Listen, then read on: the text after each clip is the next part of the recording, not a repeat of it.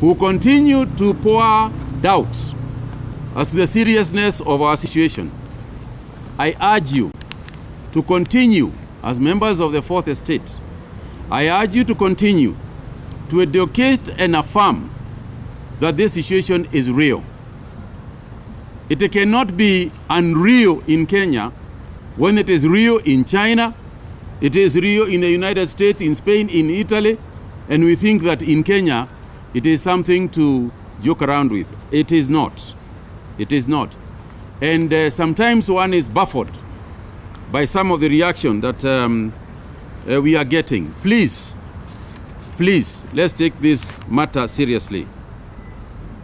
Secondly, we will embark on random screening in targeted areas for members of the public, commencing this Saturday, March 21st, 2020.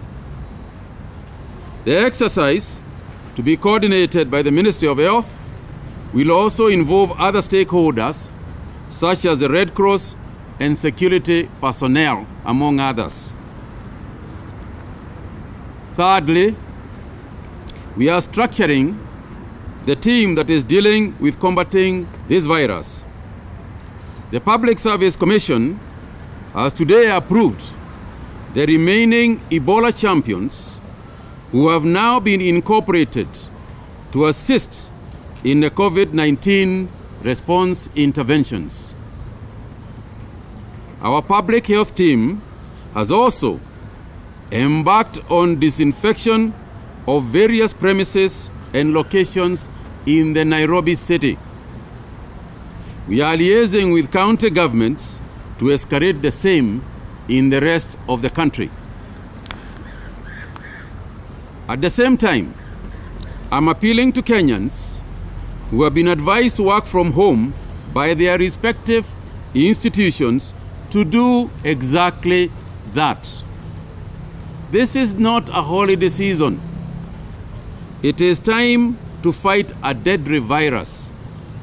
By congregating in entertainment joints, bars and restaurants, we will beat the very purpose for which they were asked to work at home. And we will resort eventually to us taking action against the institutions that people are gathering in. As we said, we are seeking for citizen responsibility. And that's a pregnant term because it carries with it certain aspects of behavior that we must change, ladies and gentlemen. And therefore, if we have been asked to take our children home and to isolate our kids, it did not mean that we now start taking them to the shopping centers, we start taking them to markets, we start taking them to playgrounds and museums. That is not what the intention is. The intention is to create social distance. So even while we are at home, if we do not keep social distance, then we will be defeating the logic of why we are doing it in the first place. I am appealing to Kenyans, therefore, to observe the instructions that the government has given. Entertainment areas, entertainment joints have been advised to stick to very strictly, to stick to a number of things. Number one is levels of cleanliness, sanitation, and hand washing. That's one. Number two is to stick strictly to the hours that they are supposed to operate. Very strictly to the hours that they are supposed to operate. Any institution of entertainment that is operating a minute beyond the hours that they are supposed to operate will have their licenses withdrawn. Finally,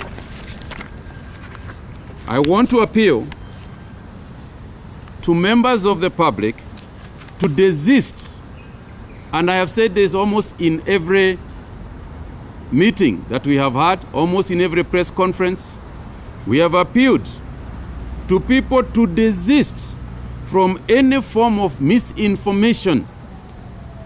I think you are all alive to what that the social media has been abuzz with all sorts of rumors, including that we are locking down Nairobi, that we are sending people home, that we are doing this and we are doing the other. Things that have come from nowhere, that we are deploying the military. You know, these rumors must stop. They must stop. And I think that members of the press, I would appeal to you to make this very obvious and to highlight this matter. And the reason why it is so important for us to do so is because when you tell people in social media to stay away from a hospital or to stay away from an area because there are suspected cases there, and it is false, one day it will be the truth, and people will still think it is false. You all know the story. I don't know whether you do. You all know the story of the boy and the leopard. It's an African story.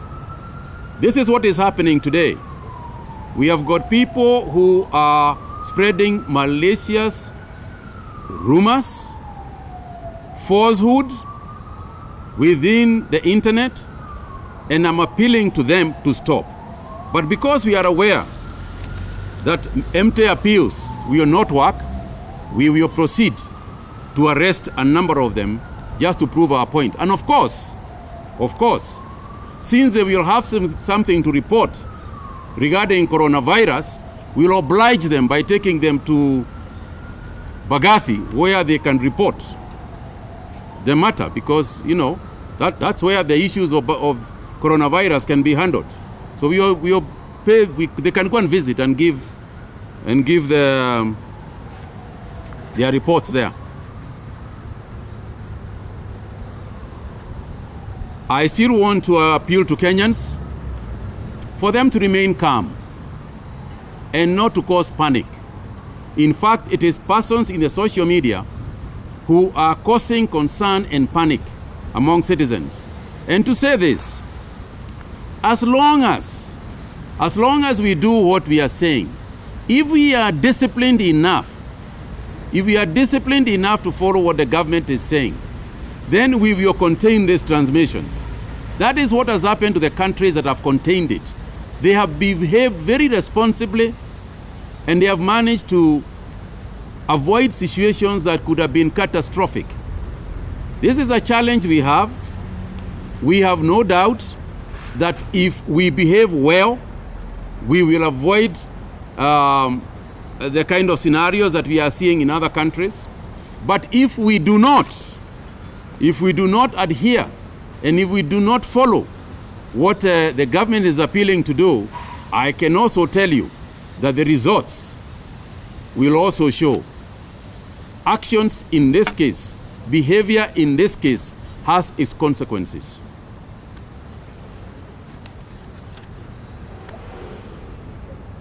As His Excellency the President assured you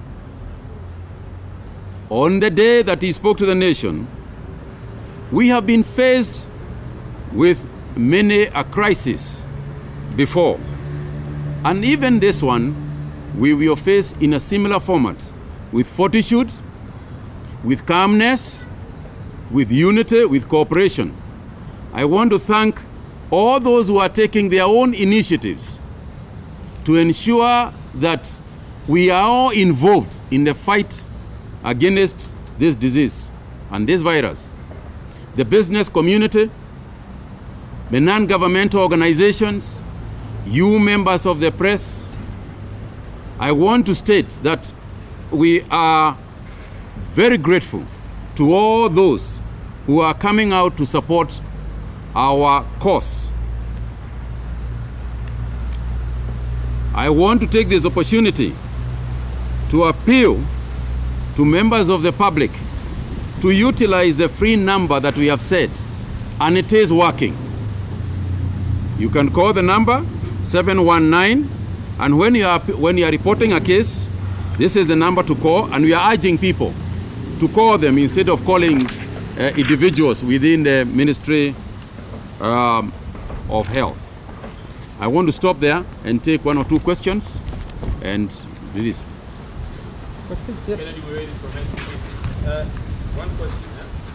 What is the efficacy of these masks that people are using in town, and what would be the advice from the ministry, noting that from your statements since yesterday, you've been saying that you're having to learn so much from China, and we saw that in that one, people are wearing so many masks as they were going out alone. What is the efficacy? And number two, are we looking at one question, please, of setting up temporary hospitals with regards to your announcement of screening starting this Saturday? Okay, I will explain the second one and then ask Dr. Amoth to respond to the issue of masks. But even as he responds, let me also say this. Long before coronavirus was here, the Chinese were wearing masks. It is almost as you wear a tie, they wear a mask. You know, so, but I'll let him respond to that particular one. On the matter of whether we intend to create mobile hospitals, we are not there yet. We haven't gotten there yet. We have got sufficient quarantine facilities. As I said, we are working with KMTCs, and they are all over the country, and they have got a huge capacity to quarantine people if there was necessity of doing so. But at the moment, we are quite happy with the exercise of self-quarantining. We have also infused a mobile-based system where once you come to the airport, and you must sign the declaration form indicating your number and your physical location. But once we have your number, we are able to keep tabs with your number 24/7. I think it is good to know that your number, we will keep knowing where you are at all times. You know, so it is important to note that. But we have not yet gotten to the point where we are thinking about other measures. As you yourself have said, if it came down to it, yes. But right now, it's not necessary. Yes, let me let Dr. Amoth answer to the question of masks first. Thank you, Waziri. Masks are important, and let me make this very clear to the media and the public that the use of masks is only for two particular indications. One, if you are unwell, to prevent you from passing the droplet to whoever is taking care of you. Or two, if you are a healthcare worker who is taking care of somebody who is sick. Otherwise, use of masks gives you a false sense of security that then leads you, and because you are not used to wearing a mask every day because you are not a surgeon or a doctor, you end up in trying to adjust the mask, touching your face, your nose, or your eyes, which puts you at even a greater risk of transmission of COVID-19. And on top of that, if you are well otherwise, you are wasting a useful resource, which is very hard to come by now. Please, let's keep the mask for those of us who are unwell and the healthcare workers so that it can serve its intended purpose. Thank you. Namaswa?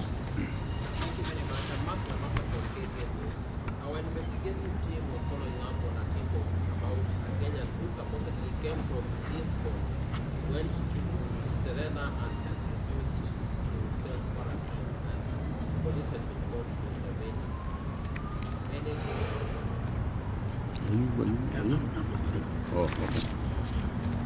Thanks, Mark, again. That information reached us yesterday through an informant who informed us of this gentleman who came from Lisbon on Sunday last week and has been all over. I think he was even chased from Windsor Hotel. Immediately, in conjunction with the security apparatus, we circulated his number And eventually we caught up with the gentleman today at Serena Hotel, and we transferred him to the Mbagathi isolation unit for isolation and testing to confirm his status. And I did say yesterday, Namaso, I did say that and I appeal to the members of the public to also help us with the policing, and you can see it is working, and we are thankful to those members of the public who said that and who called us, and of course we will keep the gentleman, in isolation by force. If you cannot do so voluntarily, then we will keep you in isolation by force. And it is not necessary.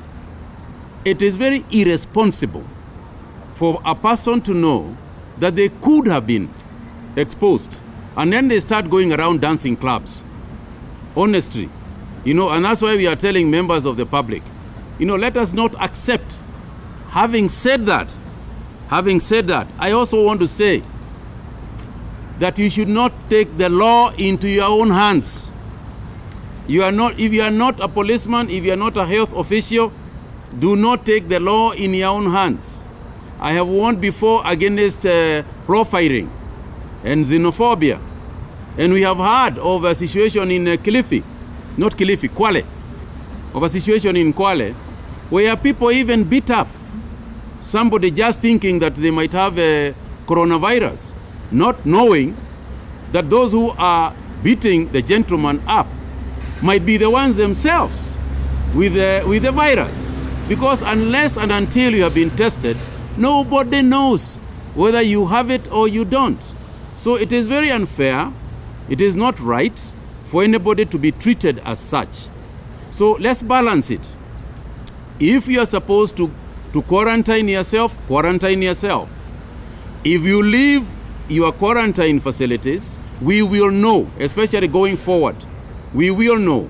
And once we know, we have no choice but to quarantine you. But we are hoping people are going to behave reasonably. Finally. Yeah. Yes.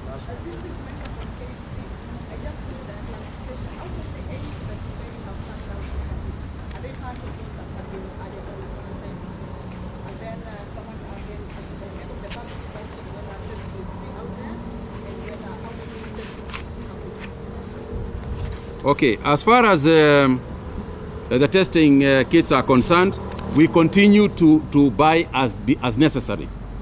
As you know, it has been in the media that the philanthropist Jack Ma has sent us through CDC some 20,000 testing kits. But even locally, we have continued to purchase locally. We have not run out of testing kits so far. What was the second question again? What was your second question, sorry? Testing is free. Testing is free. Nobody is being charged. No. What we are doing is that every day there are people, we pick people up, like for example the gentleman that you have had. So some of them are the ones that we had even yesterday, some of them. We have got new ones today. So every day is a changing situation. As they come in, the ones we think we need testing, we test. Final. The World Health Organization yesterday said it is worried that the numbers in Africa will not be the position. Your name? My name is Stephen Leto from Citizen TV.